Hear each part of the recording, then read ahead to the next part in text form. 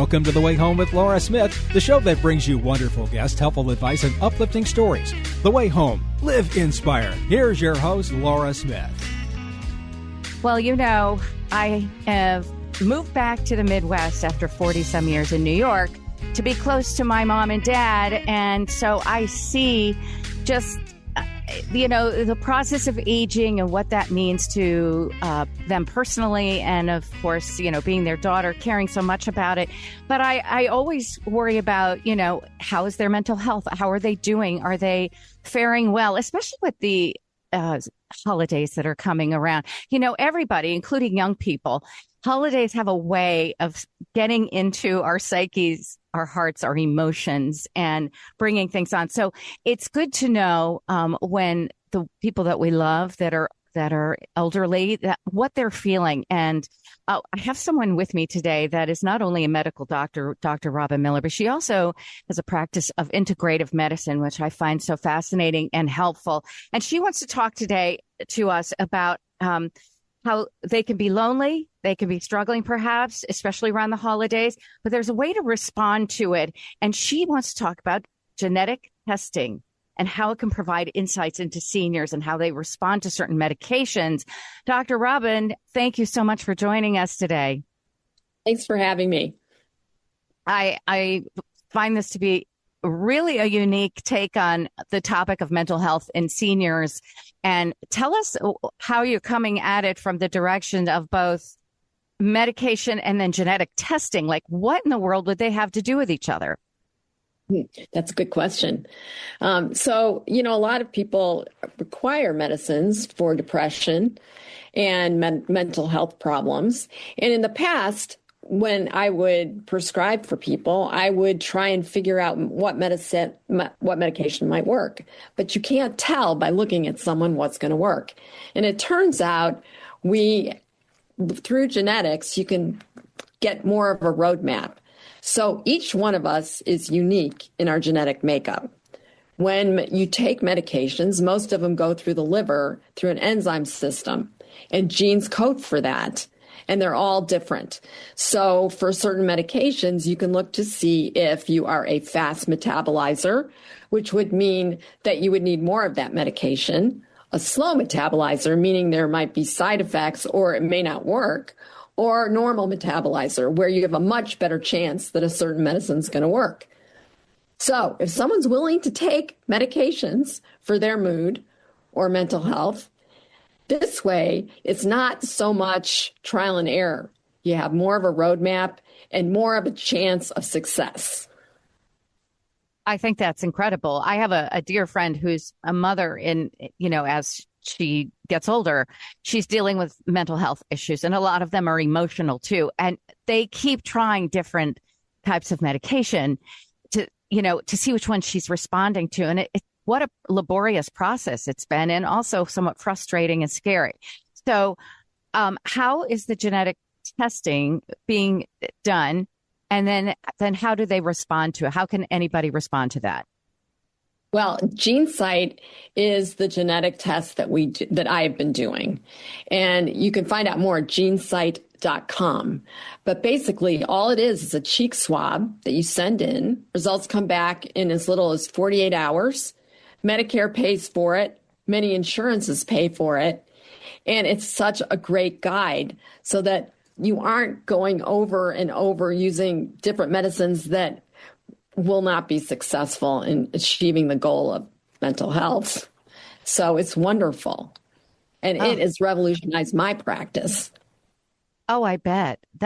And a lot of people, have been, because of those little swab tests and everything that would help people find out, what their genetic makeup was, like culturally and racially and things like that.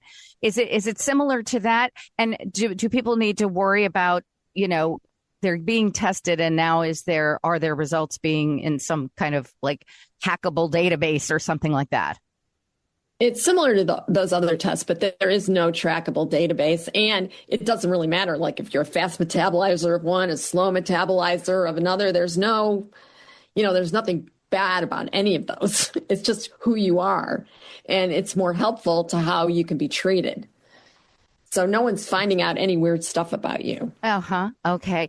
That's exciting. And so in terms of like my mom right now is super. She's 88 and I'm probably with her 3-4 nights a week. And I'm just always observing to see how she's doing. She seems great. Honest to goodness, she does. And if she does feel a little bit down, she's able to express it. I'm feeling a little down today, that kind of thing. But for other people who don't get to spend quite as much time with their loved one, what are some of the signs that family members can be looking for to see if there is a shift in someone's mood or if they're indeed feeling maybe low or down about things? What can we look for? What are some markers? That's a great question. So changes in appetite, changes in sleep. If you go to visit them and they're in the same clothes they were in the last time you were there, that's an indicator. If they're not interested in activities that they normally were interested in, that's another good way to tell. And sometimes they'll come out and tell you they're really depressed and lonely. And that helps. That really helps. Uh-huh. And, is it necessary for someone to find someone like you, Dr. Miller, who is, very well versed in integrative medicine? So many doctors these days are really, their approach is almost cookie cutter, and they really, are a little bit adverse to trying other things or, so maybe this genetic testing, they might not think that that's something that's viable or important to do. Like, how do you find people? I know, you're on the West Coast of the country. Not everybody can see you. Do you do telehealth? Is it like that? Or can you recommend people? Like, how do people find people that have the view that you do on some of these wonderful new progressive steps? So believe it or not, there are integrative medicine physicians all over the country that you can find through Dr. Andrew Weil's website. But this test idea is growing amongst regular people, regular physicians. Psychiatrists use it quite a bit. And patients can be the drivers. They can ask for it. It's such an easy test to order. I don't think a physician would be upset ordering it. And it must come from a provider. And in terms of interpreting the results, they can go to the website, GeneSight.com. They've made it so easy for everybody. Oh, I love that. GeneSight. So that's Gene, obviously, Gene. Is it SITE.com? No, it's GeneSight.com. Oh, my gosh. Okay. Very good. I'm glad I asked. And Dr. Andrew Weil, I used to run an entire channel on Sirius XM, a national channel. It was a health and wellness channel. And he was my signature show that we hired him. And I just so admired his work, in the field of integrative medicine. He really was a pioneer. Yeah. And he's been training providers for years now. So we're out there. Oh, that's so good to know. I really appreciate it. Anything else you can let us know? A good message you can send with us to encourage people to maybe incorporate this into caring for their loved ones, or anything else that we should know? Yes, it's not normal to feel sad and depressed. And I think some seniors feel like it's part of aging, and it is not. You do not have to feel that way. You do not have to feel lonely in the holidays.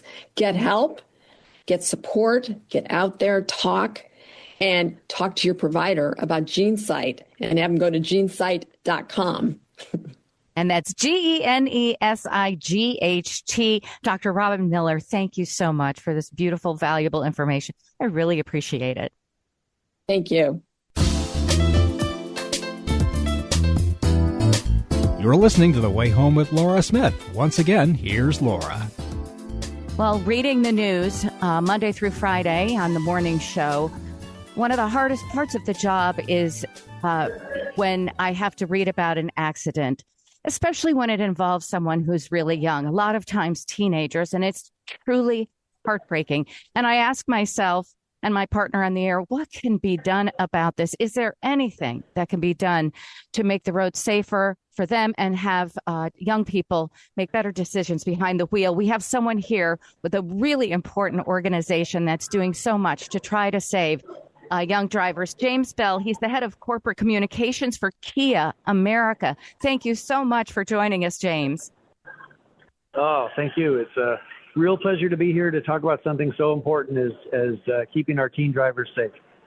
It is. It's something, like every Monday morning, I almost brace myself because I know there's going to be a report of a young driver that got into an accident. And I ask myself, why does this have to happen so frequently? And what can be done about it? So you have this incredible organization with a program that was started by somebody with a very poignant story behind it, if you don't mind telling us that.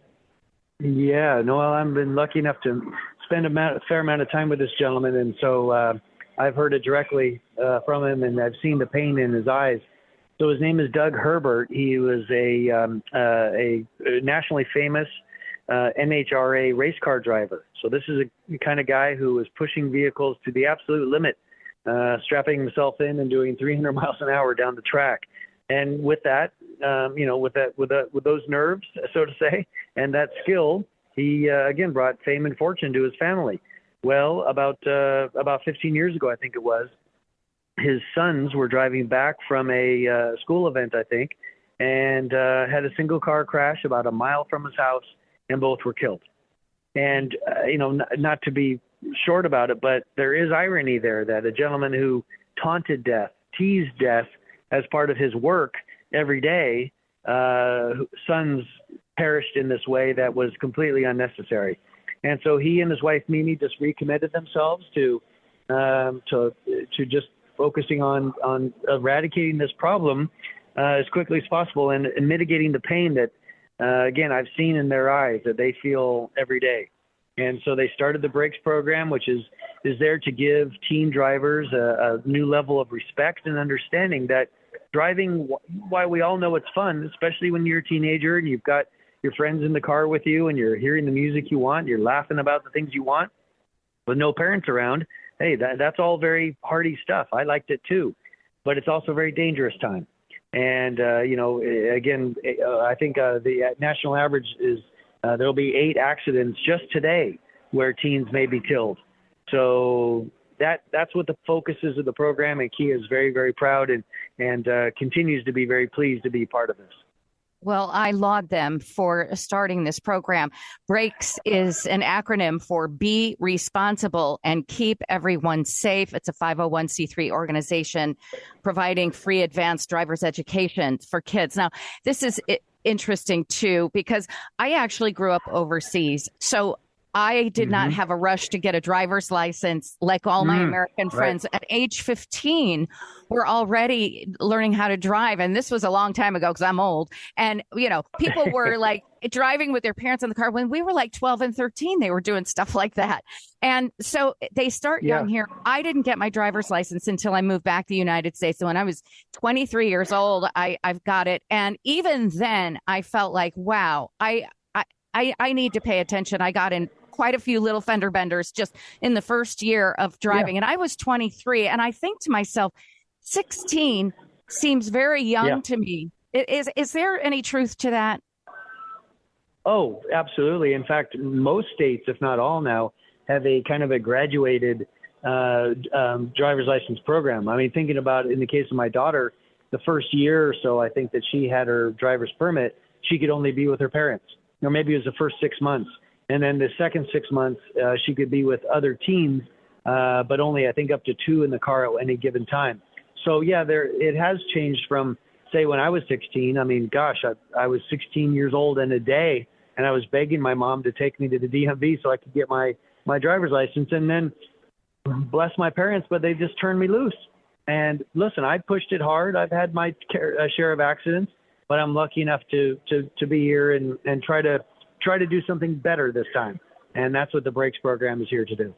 Oh, that's so good. And especially given today with, there were distractions before, probably 40 years ago, but I think about today now with kids and their cell phones in their cars and I see some of them talking on them while they're driving and not even looking at the road. And my heart skips a beat every time. Well, you're going to love this. So part of the curriculum is when the teen driver is on the closed course and kind of weaving in and out of cones and nothing too dangerous or pushing the boundaries, the instructor will note when the driver seems to be kind of calm and confident and kind of in control. And then the instructor will reach in their pocket and say, oh, look at this. My friend just sent me this funny picture. You got to see this. And if the driver looks, they fail that part of the class. Simple as that. And Wow. it just, to your point, it highlights the fact that not only are teens, permanently connected thanks to this technology, but they're trying to do it in their cars. And I'll be candid with you, how many times, and I'm sure you've seen it too, a car ahead of you is acting kind of funny or doesn't leave right when the light turns green or does something kind of unexpected, and then you get by them and they're on their phone. And those are adults.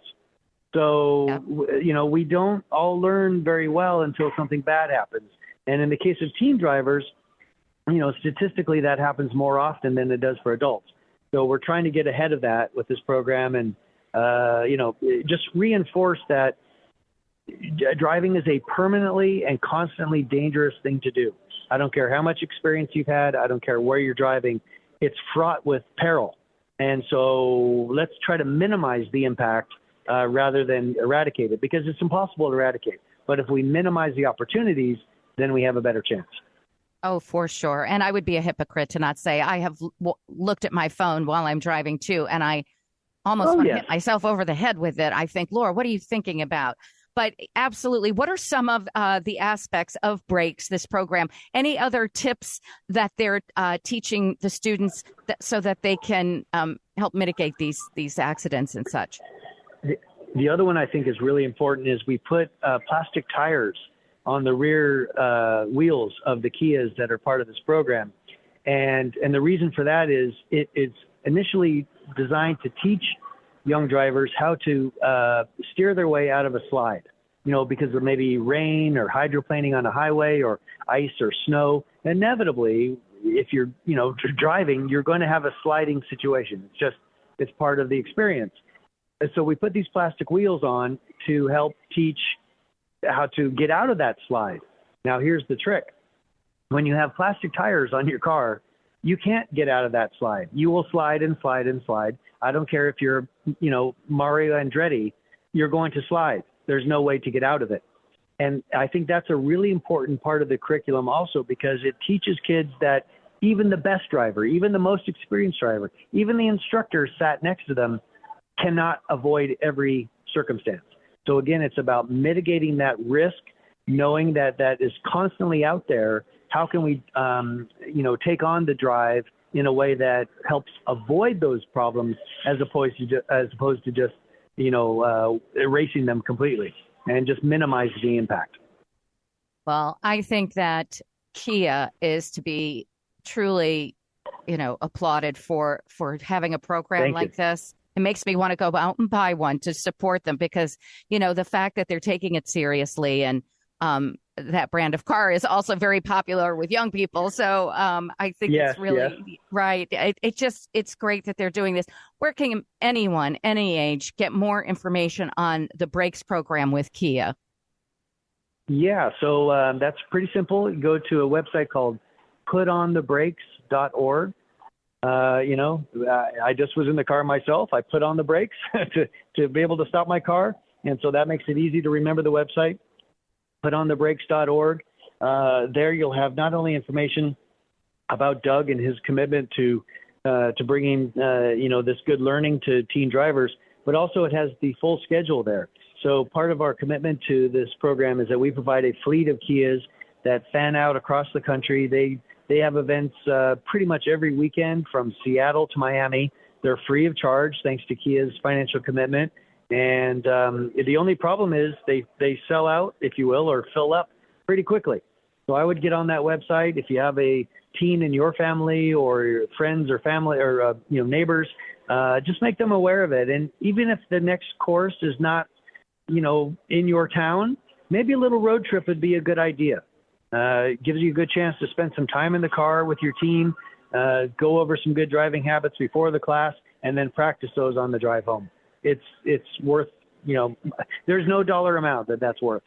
Priceless information for sure. The program is called Brakes. It is in conjunction with the car manufacturer Kia, and the website is putonthebrakes.org. James Bell, Head of Corporate Communications for Kia, thank you for bringing this to our attention. God bless the parents, Doug Herbert and his wife, who lost their sons, but they have truly turned their loss into so much gain for the world. So we thank them and thank you so much for this important topic. Really appreciate it. No, pleasure's all mine. It's, as you said, very important. So I appreciate this opportunity. Thank you so much. You're listening to The Way Home with Laura Smith. Once again, here's Laura. Well, I know for years and years we've been hearing of the really amazing work that Hazelden Betty Ford Foundation has been providing for people with addiction issues for so many years. I don't even know how long, but we're going to find out because Dr. Joseph Lee is here. He is the president and CEO of Hazelden Betty Ford. So nice to have you. Thank you for joining us. Thanks for having us on, Laura. Yes. How long has the Betty Ford Clinic been around? I remember hearing about it even as a child. Yeah, here's a 20-second story. We started in 1949 at a time when everyone thought addiction was a moral failing. And a group of investors bought a farm that was named after one of the owners named Hazel. So that's how our name came, Hazel's Den. It came from that. And then later we merged with the Betty Ford Center. And a lot of people know the story of Mrs. Ford, the first lady that spoke out bravely, first for breast cancer, and then her addiction and recovery journey. So that's her moniker, her legacy. And we continue to lead the way in that spirit. Thank you for sharing that. And I know that in addition to addiction care and addiction issues, that you also help with mental health. So when you have somebody that might be dealing with both, you are now dealing with that in a very special way. Tell us about that. Yeah. The backdrop of what people are experiencing in the country, there's a mental health and addiction crisis that I think we've all read about. We feel in our families. There's been an erosion of community pillars. People feel disconnected and more lonely than ever before. I think in some ways technology backfires and social media can make things worse in this regard. And so in this backdrop, we see a lot of people struggling with both mental health and addiction issues. And I would say throughout my career, it's been the norm and not the exception, Laura, that people have both addiction and mental health conditions that come together. A quarter of Americans across the country that are above 18 have a diagnosable mental health or addiction condition. And here's a fact that a lot of people don't know. 7.5 million kids across America have parents who have active addiction currently. So this affects everybody, and this is what we see. The problem when people are interacting with mental health, because if I ask someone, do we have a mental health crisis in America? I think they said, yeah, there's a big problem with mental health and addiction. If we were to ask them, do you like how mental health and addiction treatment is delivered? I think they'd say no. Mm-hmm. And I think it's because the care is really fragmented. You have people getting their medications in one place, therapy in another, depression treatment somewhere else, their families going to some other counselor, their children are completely neglected. None of these dots are connected for people. The other thing is that quality control in our field is very poor. If you compare it to cardiology or mainstream healthcare, you wouldn't go to a hospital, Laura, where they put in IV lines 16 different ways depending on the nurse that you got. You wouldn't say, good luck at the hospital, hope you get a good nurse. But that's what happens in behavioral health care. So some of what we're doing to treat co-occurring disorders, mental health and addiction together, is to standardize that care and to make sure that quality is top-notch. That's terrific. I have a very dear friend who is interning there while he's getting his PhD, and he says that atmosphere of love and care and the highest professional qualities, he says, is just amazing, and he's learning so much. So you've found this out and how to do this. How long will it take, do you think, for the rest of the world to catch up with this methodology if it's working so well there? Well, I know we live in very distressful times with a lot of uncertainty, but I'd like to, again, go back to our mission. I don't know if the people in 1949 could have imagined that a small farm could have changed the dialogue for addiction and mental health for the entire country. So we shouldn't give up hope. And I think we have to set the standard for people. And so part of what we're doing today is to talk about the services we have. But the other part is really to change the expectation level that people have for behavioral health care. We need to demand more. We need to demand more quality. We need to demand more standardization. And I don't think people who are consuming mental health care really know what questions to ask. And so we want to set the standard. We want to lead the way. And do you have, are they on-site locations around the country? I mean, how can someone that may not be anywhere near one of your locations be able to avail themselves of help? Or do you just always have to be recommended and then prescribed to go there? And how is the process for everybody in the country that wants to go? We set up a website called herewithyou.org. It's really simple, herewithyou.org, and you can go there and see all our resources. We're in 9 different states, and we have a multitude of sites. A lot of people think about addiction treatment as residential inpatient care, but we actually have outpatient care. We have virtual services. We have coaching that goes nationwide. We have family services and children's programming. We have training services and consultation services. So wherever you're at, we can meet you where you're at in some way. Oh, that is fantastic to know. Again, the website, herewithyou.org. And we're talking in regards to Hazelden Betty Ford Foundation, a place where this co-occurring, which is a new word for me, I'm learning, co-occurring care with mental health and also addiction. Thank you, Dr. Joseph Lee. Really, we're very grateful because it's just good to know that you're there because people are getting help and their lives are being restored. Thank you for joining us on The Way Home. Thank you, Laura. Thank you all for listening to The Way Home this week and to my wonderful guests. And may you all have a wonderful week that is safe, that's happy, healthy, and full of lots of miracles as well. I'm Laura Smith. See you next time from The Way Home.